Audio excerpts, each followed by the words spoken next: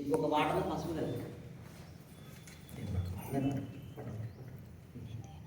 ఎందుకు పసుపు అంటే మన పెళ్ళిళ్ళ పసుపు రుద్దుతారు బాగా మనకు. ఎందుకు అట్లా చేస్తారంటే పసుపు అనేది యాంటీసెప్టిక్, ఏమైనా దగ్గు సడుగున తగ్గుతుంది మనకు. అందుకే ఆ పిల్లగానికి బాగా రుద్దితే బయట నుంచి వచ్చే మంది ఉంటారు కదా, వాళ్ళకి ఏమన్నా ప్రాబ్లమ్స్ సర్ది దగ్గు ఉంటే వాళ్ళకి అంటుకోదు అనమాట. కాళ్ళకు అంతా రుద్దుతూనే ఉంటాం మనం. అయితే జీవితము ప్రతి ఒక్కరము పచ్చగా ఉండాలి, ఎలాంటి కష్టాలు ఉండకూడదు మాకు అని అందరం ప్రయత్నం చేస్తున్నాం. అందుకే నేను పసుపు కలిపాను. అంటే లైఫ్ ఇట్లా ఉండాలని ఆలోచిస్తాం మనం, కానీ అట్లా ఉండదు, మార్పులు వస్తాయి. ఎట్లా వస్తుందో చూద్దాం. దాంట్లో నేను కొద్దిగా సర్ఫ్ కలుపుతాను.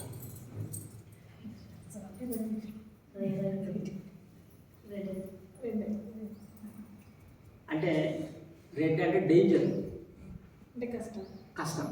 అవి ఎక్కడ ఉంటుంది డేంజర్? ఆపరేషన్ థియేటర్ ముందర డాక్టర్లే పెడతారు, లోపలికి రాలేదు.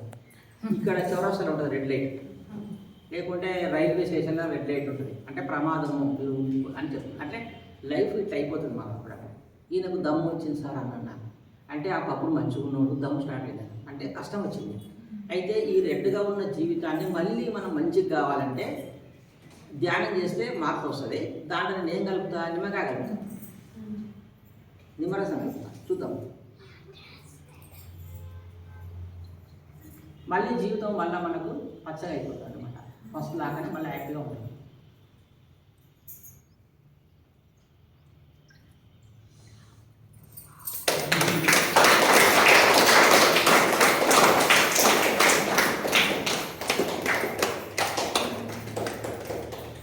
మళ్ళీ మంచిగా అయిపోతాం అన్నమాట. ఎంత కష్టం వచ్చినా సరే, ఎలాంటి ప్రాబ్లమ్స్ ఉన్నా, జబ్బు ఉన్నా మళ్ళీ హ్యాపీగా అవుతాం.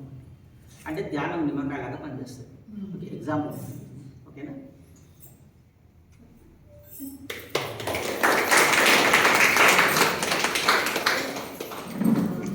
మీకు ఎప్పుడన్నా ఏదైనా కష్టం వచ్చినప్పుడు ఇది జాగ్రత్త చేసుకోండి. ఎప్పుడన్నా కష్టం వచ్చింది మనకు, అరే పలానా రోజు ఇట్లా చూపించండి, ధ్యానం చేస్తే పోతుంది అనేది మీకు ఒక సపోర్ట్. మెడిటేషన్ మీకు మీ లైఫ్లో ఒక సపోర్ట్గా ఉంటుంది మీకు. ఓకే,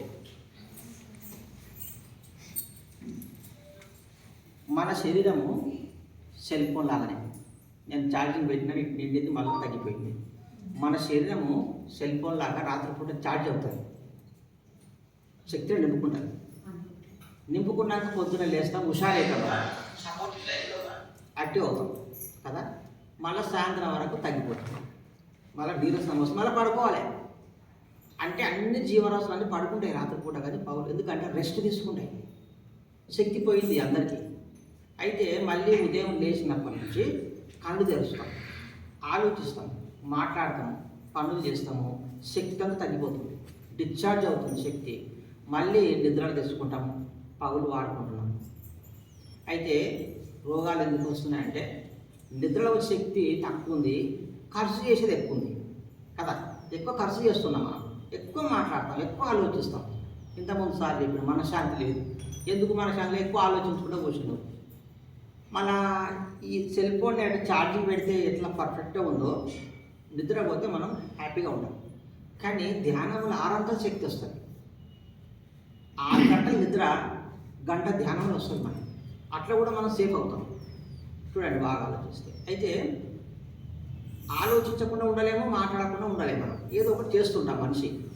అయితే ఈ ధ్యానం చేస్తే మన లోపల ఒక మంచి మార్పు వచ్చి ఎక్కువ ఆలోచించకుండా అవుతాం, ఎక్కువ మాట్లాడక, అనవసరంగా దూరం కూడా అవుతాం. అయినప్పుడు మనకు చాలా ప్రశాంతత వస్తుంది. ఈ ధ్యానం వలన మానసిక ప్రశాంతత, శారీరక ఆరోగ్యము, బుద్ధి పెరుగుతుంది, మనం ఎవరమో తెలుస్తుంది అన్నమాట. మనము శరీరము, మనసు, ఆత్మ 3 ఉన్నాం. ఇంకా మిగతా సిస్టమ్ చాలా ఉంది, అది మనకు అవసరం లేదు, చెప్పిన అర్థం కాదు. శరీరము, మనసు, ఆత్మ. శరీరము అద్దంలో చూసుకుంటే బాగా కనిపిస్తుంది కదా, మనసు కనపడదు. అయితే ఆ మనసు కూడా కొద్దిగా అర్థం కావాలి అంటే ఎవరికి తెలుస్తుంది అంటే ధ్యానం చేసే వాళ్ళకి తెలుస్తుంది. నాకు మీరు ఏం చెప్పిండ్రు, అన్నీ ఆపుకున్నాను, మనసును ఆపుకోలేకపోతున్నాను, ఇప్పుడు తెలిసింది మీకు.